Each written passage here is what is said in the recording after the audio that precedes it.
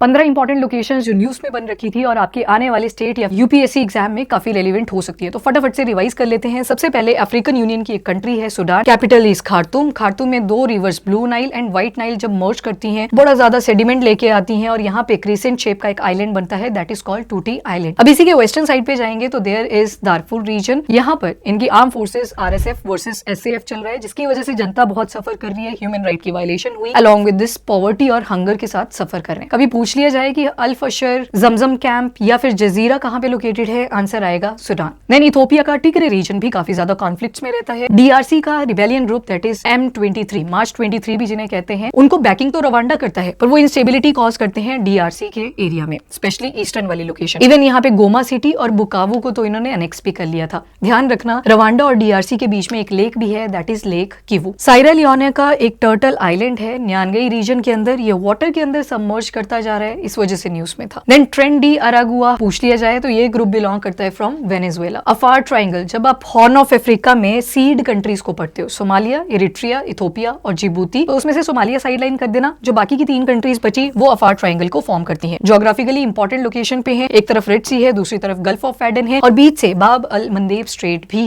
Located है। Thailand और Cambodia के बीच में डांगरेक रेंजेस आती हैं, जहां पर प्री विहार टेम्पल लोकेटेड है। इवन ध्यान रखना इस टेम्पल के ईस्टर्न साइड पे एक और टेम्पल है, दैट इज ताम यू थॉम टेम्पल, और वेस्टर्न साइड पे चोंगबॉक प्लेटू भी है, तो ये भी कॉन्फ्लिक्ट में थे। थाईलैंड इन एरियाज को क्लेम करता है पर अभी ये प्री विहार टेम्पल कंबोडिया के अंडर आता है, इवन यूनेस्को हेरिटेज साइट में भी इंक्लूडेड है। नेक्स्ट सीरिया का अल सवैदा रीजन, यहाँ पर बिद्दोइन मिलिशिया है जो बोल रहे थे कि हम द्रूजे कम्युनिटी को यहाँ से वॉश आउट कर देंगे। फिर इजराइल के अंदर ये छोटी सी पट्टी आपको दिखाई देगी गाजा। अब गाजा से रिलेटेड बड़े सारे कॉरिडोर्स थे, फॉर एग्जाम्पल अगर मैं इसको यहाँ पे ड्रॉ करूँ, बॉटम में फिलाडेल्फी कॉरिडोर, यहाँ रफा क्रॉसिंग, यहाँ कैरम शेलोम क्रॉसिंग, देन बीच में फर्टाइल रीजन में मोराग एक्सेस आती है, ऊपर जाएंगे नेट जेरिम कॉरिडोर है, यहाँ पर जो नॉर्थ पार्ट ऑफ गाजा को इजराइल के साथ कनेक्ट करती है, देयर इज एरिस क्रॉसिंग, और गाजा को इसकी ईस्टर्न और वेस्टर्न टेरिटरी को लाइन सेपरेट करती है, उसे बोला जाता है येलो लाइन। इजराइल के नॉर्थ में लेबनान के साथ जो सेपरेशन की लाइन है that is called blue line. ये सारी लोकेशन ऑपरेशन स्पाइडर वेब के अंडर, जहां पर यूक्रेन ने फर्स्ट पर्सन व्यू ड्रोन्स का यूज करा था रशिया के एयर बेसिस को अटैक करने के लिए। Even far eastern region that is Amur तक अटैक करे गए। ये वाली वो साइट है जो रशिया ने अनेक्स कर रखी है यूक्रेन के एंड से, जैसे कि लोहांस्क है, दोनेस्क है, ज़ैपोरिज है, खैरसन है। क्रीमिया तो 2014 का अनेक्स कर रखा है। उसके बाद पाकिस्तान और अफगानिस्तान में भी कॉन्फ्लिक्ट हुआ था,